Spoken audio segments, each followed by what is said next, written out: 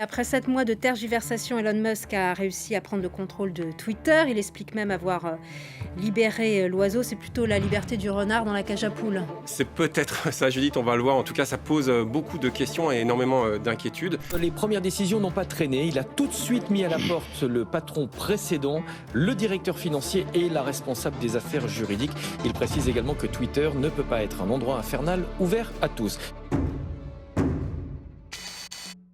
Faut-il s'en réjouir ou trembler? L'homme le plus riche du monde, Elon Musk, a racheté le réseau social de l'influence où l'on retrouve tous les grands de ce monde, mais aussi des citoyens ordinaires, Twitter. Et depuis, le petit monde de la politique et des médias s'agite. Il faut dire qu'Elon Musk n'est pas n'importe qui.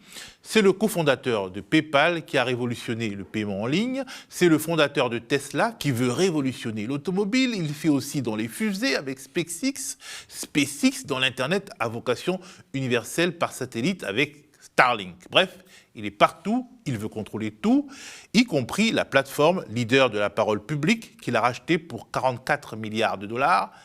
Mais qui est-il? Que veut-il? Qu'est-ce qui le fait courir? Pour creuser le sujet, j'ai fait appel au camarade Chris, dit Politico Boy, journaliste et ingénieur économiste, fin connaisseur des États-Unis. Bonjour Chris. Bonjour. Peux-tu commencer par nous dire qui est Elon Musk? Quel est son parcours? Tu l'as bien résumé, mais c'est vrai qu'on le présente comme un entrepreneur. On le présente aussi comme un génie de la technologie, un peu dans la filiation de Steve Jobs. Qui a commencé par PayPal, effectivement. Avant ça, il avait déjà fondé une première entreprise qui voulait cataloguer Internet. C'était une sorte d'annuaire qu'il a revendu, ce qui a permis d'investir dans PayPal et ensuite de racheter Tesla. C'est pas lui qui a créé Tesla, de créer SpaceX, donc ça c'était lui, et ensuite d'étendre comme ça son influence sur différentes sphères. Donc il y a aussi sa compagnie Neuralink qui est un peu verse dans le transhumanisme en essayant d'augmenter les capacités cérébrales des humains. Et différents projets où il est associé de près ou de loin, comme l'Hyperloop, qui était censé être une alternative au TGV en fait en Californie, mais qui vient d'échouer. Et puis les fameux tunnels qu'il veut creuser sous les villes américaines pour soi-disant résoudre le problème des embouteillages, mais qui en fait, pour l'instant, ne sont pas l'air non plus très prometteurs. Donc c'est à la fois un génie, entre guillemets, de la technologie, du moins c'est comme ça qu'on le présente souvent, mais c'est aussi quelqu'un qui a fait beaucoup de paris un peu fous, et la plupart qui ont en fait échoué, mais qui a réussi à acquérir une fortune immense, en partie grâce à Twitter d'ailleurs, puisque c'est avec Twitter qu'il a acquis c'est un peu cette image de leader d'un culte technologique, si on veut, et du coup, ça lui a permis de gonfler la valeur de son entreprise Tesla, des actions, puisqu'il y a l'idée derrière Tesla que ça va révolutionner le marché de l'automobile avec la voiture sans pilote, qui est encore un échec jusqu'à présent, et qui donc provoque cette survaluation de Tesla qui se reflète sur la fortune personnelle d'Elon Musk, et c'est cette fortune qui lui permet aujourd'hui d'acquérir Twitter, bien que on s'est rendu compte, après l'annonce fracassante de son rachat, que Elon Musk voulait en fait renoncer à cet achat et à essayer de se désengager du marché qui avait été conclu. On va en parler, Chris, on va en parler, mais je voulais savoir pourquoi a-t-il voulu, au fond, acheter Twitter? Ça, c'est une question qui n'est pas très claire. Il faut savoir ça fait depuis longtemps, il évolue un peu dans les sphères de la droite libertarienne américaine, et qu'il y a un sujet qui revient souvent, c'est la question de la liberté d'expression. Le free speech aux États-Unis, qui est un des droits fondamentaux dans la Constitution. Et donc, Elon Musk est à la fois un utilisateur très gourmand de Twitter, qui a une énorme communauté derrière lui, puisqu'il a 100 millions maintenant de followers, d'abonnés à son compte, et donc avait un intérêt apparemment personnel à la fois en tant qu'utilisateur de Twitter, et puis sur les questions de la liberté d'expression, de s'impliquer dans ce réseau. Ça, c'est la version officielle, on va dire, c'est ce que lui, il dit, que c'est pour promouvoir cette plateforme comme un endroit où on peut discuter librement. Et puis, il y a aussi les raisons peut-être plus proches de ses intérêts financiers. C'est un outil formidable d'influence en ce qui concerne la politique et le business, et donc tout ce qui va toucher à ses intérêts personnels en tant que personne extrêmement riche. Et puis, c'est aussi une entreprise qui perdait de l'argent, donc peut-être aussi un potentiel de tourner l'entreprise d'une certaine manière, parce que ça devienne une poule aux œufs d'or. Alors, quelque part, Elon Musk rachète donc Twitter comme, disons, les riches du monde d'avant, comme Bolloré, Bernard Arnault ou Patrick Drahi rachetaient des médias classiques. Lui, dans la même logique d'influence politique, il rachète pas un média, mais une plateforme, mais la plateforme de l'info, c'est-à-dire Twitter. Oui, c'est ça. Et ça va poser la question de savoir ce qu'il va en faire. Et puisqu'il a des vues plutôt très à droite, on va dire, du coup, ça inquiète beaucoup de gens sur ce que va devenir cette plateforme. Mais en sachant que c'était une plateforme qui était déjà privée, qui était déjà détenue par des intérêts financiers. Donc, du coup, d'un certain point de vue, que ce soit Elon Musk ou un autre milliardaire ou d'autres milliardaires qui possèdent l'entreprise, ce n'est pas une révolution. Mais comme c'était avant des gens plutôt on va dire, modérés politiquement et qui étaient surtout intéressés par le fait que la plateforme fonctionne en tant qu'entreprise, le fait maintenant que ce soit Elon Musk qui soit quelqu'un qui n'a pas peur d'exprimer ses opinions et que ses opinions choquent souvent, ça inquiète une certaine partie de la société américaine. Oui. Alors, modéré politiquement, je ne sais pas, on en parlera, parce que le Twitter d'aujourd'hui, justement, il est critiquable, et nous-mêmes ici aux médias, on le critique pour des raisons dont on parlera. Mais tu as dit qu'Elon Musk avait finalement renoncé, à un moment donné renoncé à acheter Twitter. Pourquoi il a finalisé cet achat finalement? En fait, il a payé très cher, je crois que c'est 44 milliards, tu disais, l'achat, et il s'est rendu compte après coup que c'était beaucoup trop cher pour l'entreprise. Et lui, ce qu'il comptait faire, il faut savoir qu'un milliardaire comme Elon Musk, il ne va pas payer cash. Il va faire des emprunts et lever des fonds, et il utilise sa fortune personnelle, donc ce qui est essentiellement des actions Tesla, comme garantie. Et comme les actions Tesla, le cours était en train de baisser de manière assez importante, et il s'est vraiment rendu compte qu'il est en train de payer un truc qui ne rapporte pas d'argent très cher. Et donc, il a un peu changé d'avis et s'est un peu précipité à annoncer cet achat et a voulu s'en désengager. Mais en fait, il avait signé un pré-contrat d'achat, si on veut. Donc, le droit américain lui interdisait de renoncer à cet achat. Donc, il y a eu un procès pour le forcer soit à acheter Twitter, soit à payer les pénalités qui étaient prévues par le contrat. Et ce procès s'annonçait très problématique pour Musk. Il allait probablement le perdre. Et en plus, ça exposait... en fait, ça l'exposait lui personnellement. En particulier, il y a eu la diffusion de 150 pages d'SMS qu'il avait échangées sur le sujet de Twitter dans le cadre de ce procès, qui était assez embarrassant. Donc c'est aussi ça qui l'a convaincu probablement de finaliser l'offre de rachat. Embarrassant, c'est-à-dire? Alors, on voit beaucoup de communication personnelle avec son cercle, en gros, d'amis ou de relations dans la Silicon Valley, d'autres entrepreneurs spécialisés dans la tech, et donc qui lui donnaient des conseils ou lui exprimaient des opinions. Et on se rend compte que ces gens-là qu'on présente comme des génies, c'est surtout des gens qui agissent beaucoup dans l'émotion, qui n'ont pas forcément une très bonne compréhension des sujets dont ils parlent, qui n'ont pas une idée très précise de ce qu'ils veulent faire. Donc, on se rend compte qu'Elon Musk, il n'avait pas un plan très précis de ce qu'il allait faire de Twitter. Il était en train de brainstormer des idées comme ça. Et tout ça, ça donne une image assez brouillonne de quelqu'un qu'on présente comme un génie par ailleurs. Et puis, il y avait le côté, son problème d'ego, on sent qu'il est très susceptible, et les gens s'adressent à lui un peu de manière révérencieuse pour essayer d'être dans ces petits papiers. Et les gens qui, eux, n'ont pas intérêt dans ces petits papiers, on voit que tout de suite, il prend la mouche. Donc, c'est un peu un gamin d'un point de vue de sa capacité émotionnelle à gérer les choses. Donc tout ça donne pas une bonne image de lui et des gens qui l'entourent. Alors Elon Musk a mis en avant la défense de la liberté d'expression sur Twitter pour rallier des supporters à sa cause.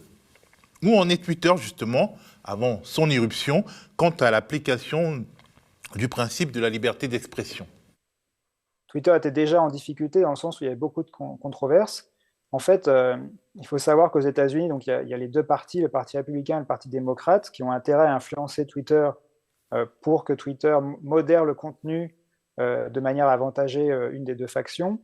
Et donc, Twitter doit arbitrer un peu entre les deux partis et les pressions qu'il reçoit de part et d'autre, de la gauche et de la droite, pour essayer de contenter tout le monde, pour sauver l'entreprise de potentielles lois qui pourraient endommager son modèle, son business model, comme on dit, et donc ses profits potentiels. Donc Twitter est coincé entre cette lutte entre les démocrates et les républicains.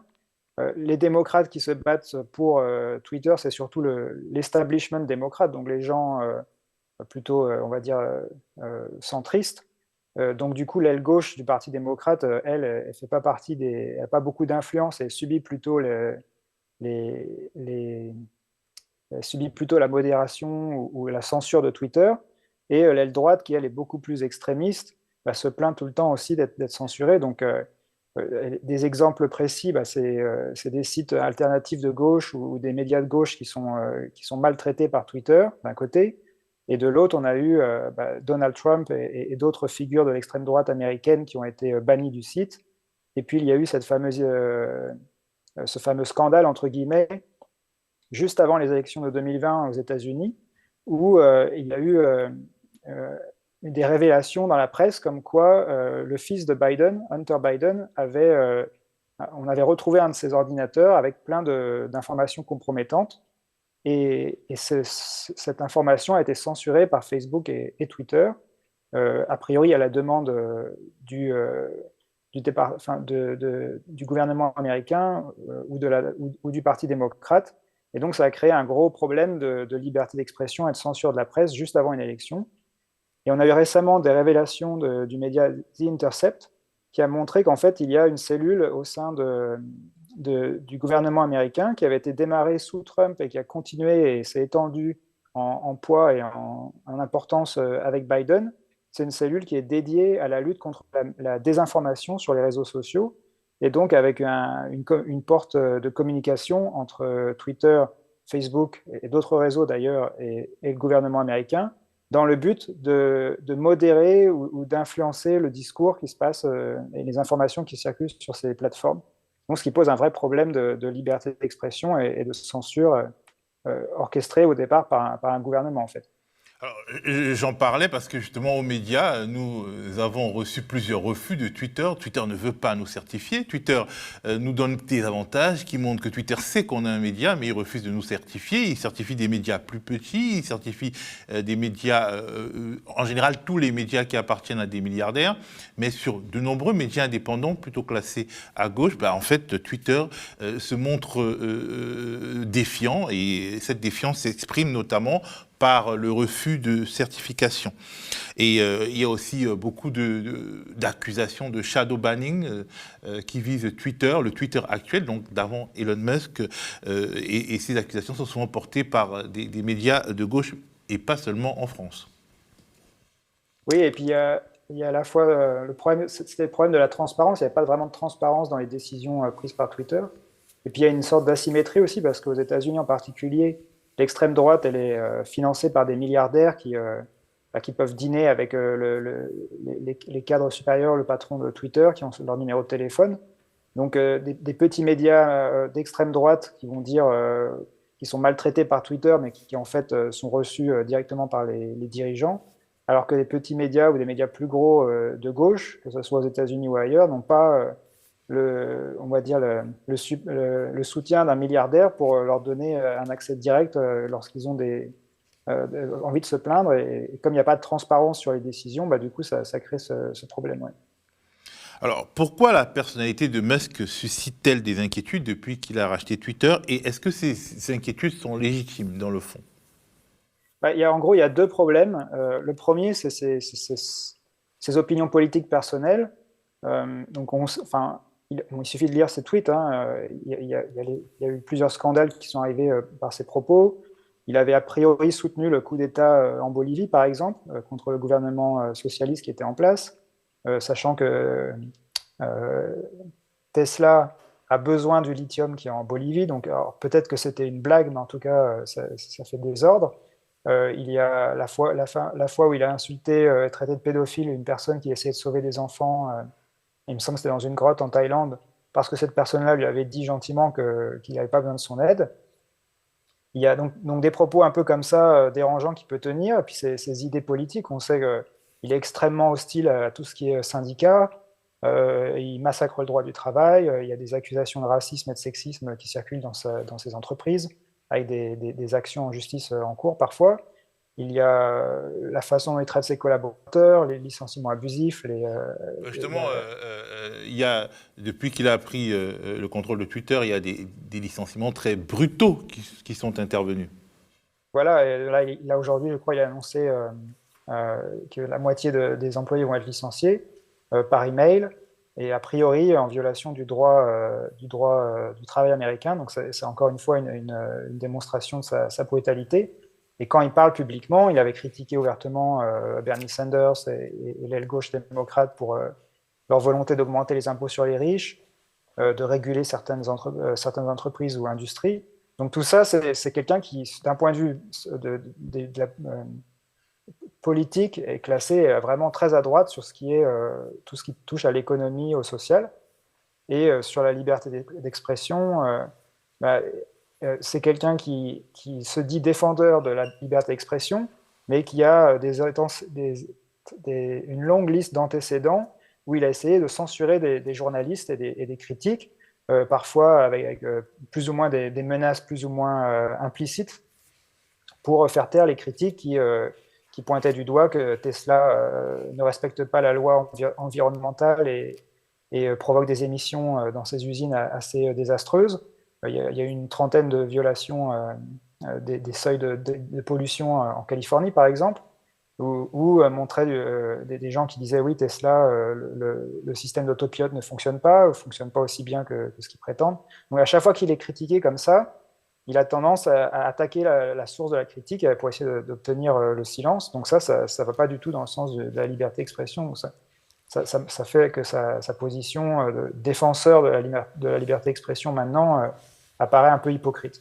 Alors, on a à un moment donné parlé d'une éventuelle enquête sur ce rachat, l'administration américaine redoutant des menaces pour la sécurité intérieure des États-Unis. Est-ce que c'est un faux prétexte des démocrates qui n'aiment pas Elon Musk, ou alors il y a quelque chose quand même?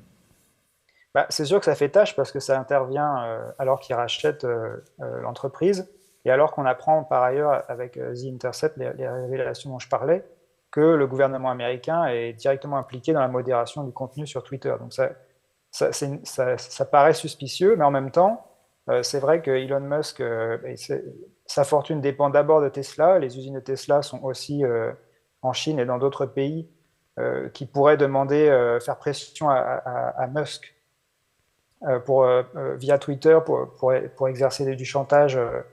Donc il y a cette inquiétude qu'il cède à certaines pressions ou agisse sur la manière dont la plateforme fonctionne parce qu'il veut éviter de froisser un État dans lequel il y a des investissements importants. Et puis il y a le fait que Twitter aussi, il a racheté Twitter, mais il ne possède pas tout le capital. Donc il y a aussi l'Arabie Saoudite à travers son fonds d'investissement qui a des parts importantes dans Twitter. Et donc l'Arabie Saoudite, c'est une relation très compliquée avec les États-Unis en ce moment, surtout avec l'administration Biden. Donc tout ça crée des conflits d'intérêts potentiels. Alors qu'en plus, Elon Musk est lui-même quelqu'un qui a l'accréditation secret défense, puisqu'avec SpaceX, il travaille pour l'armée américaine et les renseignements américains. Donc tout ça le place dans une position assez ambiguë, où il est exposé à des influences internationales potentielles. Et avec Twitter, a de nouveau un outil important à sa disposition pour potentiellement influencer la politique américaine. Bon, les Saoudiens ne sont pas arrivés chez Twitter grâce à Musk, mais avant Musk. Alors, est-ce que derrière Elon Musk, il n'y a pas l'ombre de Donald Trump qui a été chassé de Twitter il y a un certain temps? C'était une des craintes des craintes des démocrates, que Musk réhabilite Donald Trump. Mais ça paraît peut-être une crainte infondée parce que c'est pas évident que Trump ait intérêt à revenir tout de suite sur Twitter, puisqu'il a lancé son propre réseau social concurrent. Et c'est pas sûr en fait non plus que... Il s'appelle comment ce réseau social? Truth Social. La vérité sociale, quoi, en anglais. Voilà, la vérité, tous la vérité. Puisque Trump ne dit que des choses vraies, bien sûr. Et donc il y a ça, et puis il y a aussi le fait qu'il faut savoir que Elon Musk, quand même, il n'a pas envie que Twitter perde de l'argent. Et Twitter gagne de l'argent avec les annonceurs, et les annonceurs n'ont pas forcément envie que Trump ou d'autres personnes qui avaient été bannies du réseau pour des propos qui incitent à la haine raciale ou des choses comme ça, reviennent sur Twitter et fassent fuir les annonceurs. Donc, en fait, Musk il s'est mis un peu dans une position compliquée parce que tous ses fans et les gens qui le suivent sur Twitter et les gens avec qui ses investisseurs privés, les gens qui évoluent dans son cercle, comptent sur lui pour que Twitter devienne un espace de liberté d'expression et qui favorise plutôt la droite ou la droite extrême. Et en même temps, Twitter a besoin des annonceurs pour fonctionner, et les annonceurs n'aiment pas trop, ne voudraient pas se retrouver dans un site qui bascule un peu à l'extrême droite. Donc ça le place dans une situation difficile où il va avoir du mal à contenter tout le monde. Alors que penser au fond du modèle qu'il veut promouvoir, une sorte de Twitter Premium à $8 par mois? Est-ce que ça tiendra? Ça va dépendre de comment les gens réagissent, parce que l'idée, la façon dont ils vendent ça, c'est un peu de dire, avant, les gens qui avaient l'accréditation, c'était des privilégiés, et maintenant, ce privilège, tout le monde peut se l'acheter pour $8. Donc, c'est vrai qu'il y a des institutions, comme le New York Times, qui donnaient cette accréditation automatiquement à tous ces journalistes. Est-ce qu'ils vont continuer de payer?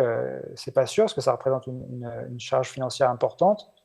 Et en même temps, peut-être que des gens qui voulaient l'accréditation et qui se sentaient exclus vont payer pour l'avoir, sachant qu'il va y avoir en plus des fonctionnalités supplémentaires pour les gens qui vont payer. Donc c'est un pari qui pourrait fonctionner ou au contraire couler un peu Twitter, quoi.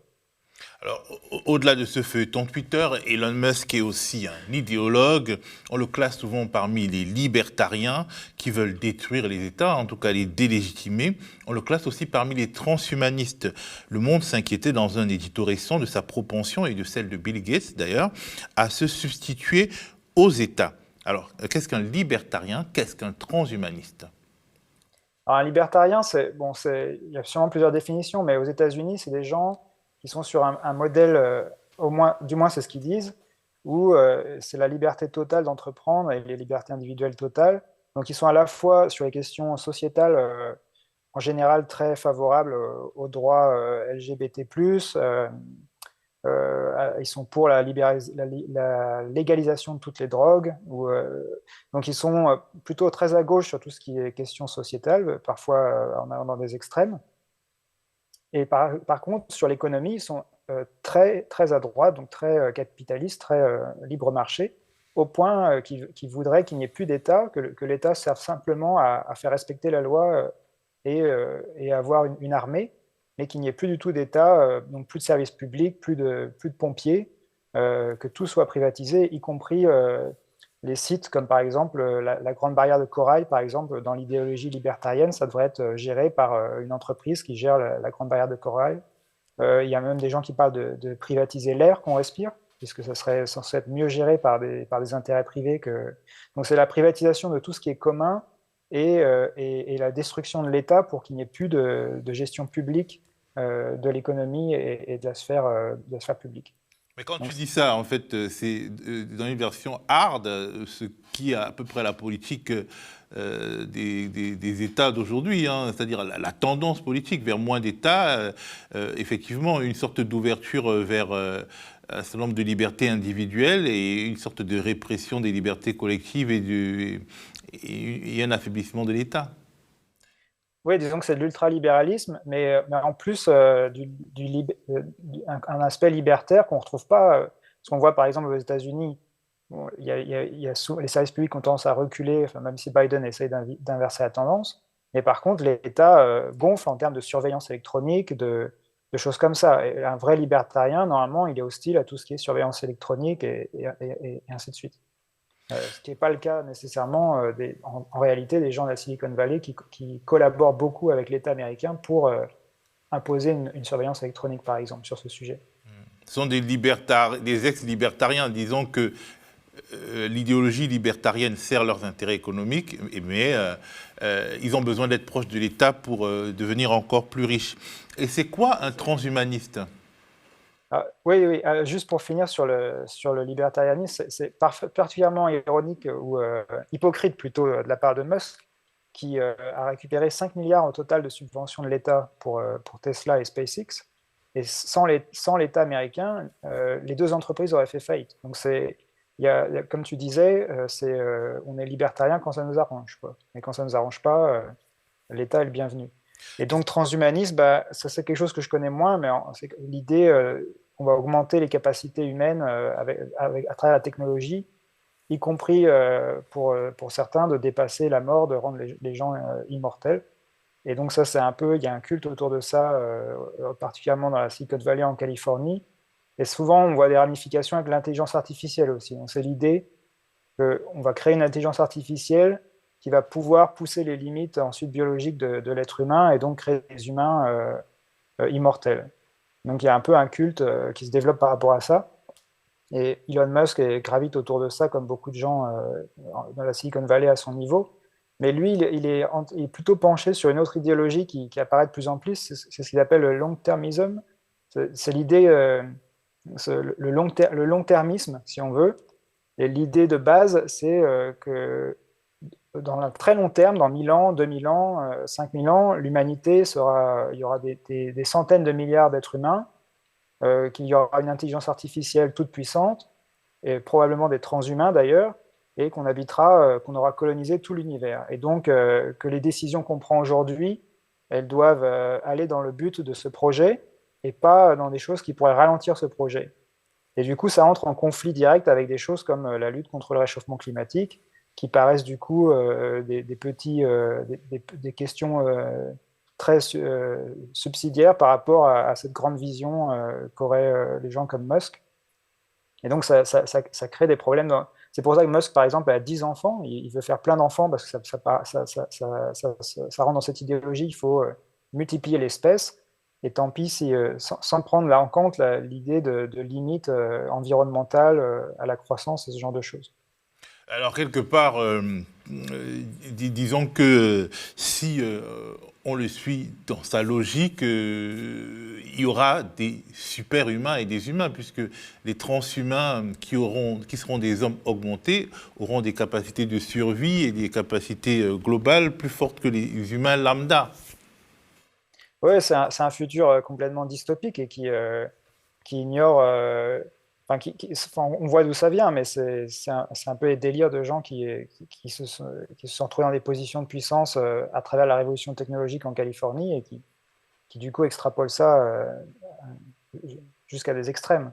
Mais le problème, c'est qu'après, ce sont des gens comme ça qui vont posséder Twitter, qui est une plateforme qui pourrait être un bien commun pour échanger de l'information et ainsi de suite. Twitter et d'autres boîtes, bien entendu. Est-il absurde d'imaginer Elon Musk candidat à la présidentielle américaine, à une présidentielle américaine, peut-être pas la prochaine, mais à une élection présidentielle à l'avenir? Tout est possible. Je ne sais pas si c'est quelque chose dont il a envie, mais vu la nature de son ego, d'ailleurs, on peut faire beaucoup de parallèles avec la personnalité de Donald Trump. Donc oui, ça serait une possibilité potentielle, même si c'est pas sûr qu'il aura envie de prendre le risque de perdre une élection aussi, quoi. Est-ce qu'il est dangereux, Elon Musk? Mais il est pas plus dangereux que... Enfin, disons qu'il est dangereux dans le sens où il a beaucoup de pouvoir et il n'y a pas beaucoup de contre-pouvoir qui s'exercent sur lui. Et donc, et puis il n'a pas forcément les capacités... on va dire, réflexive, vu sa susceptibilité et son ego pour gérer ce pouvoir.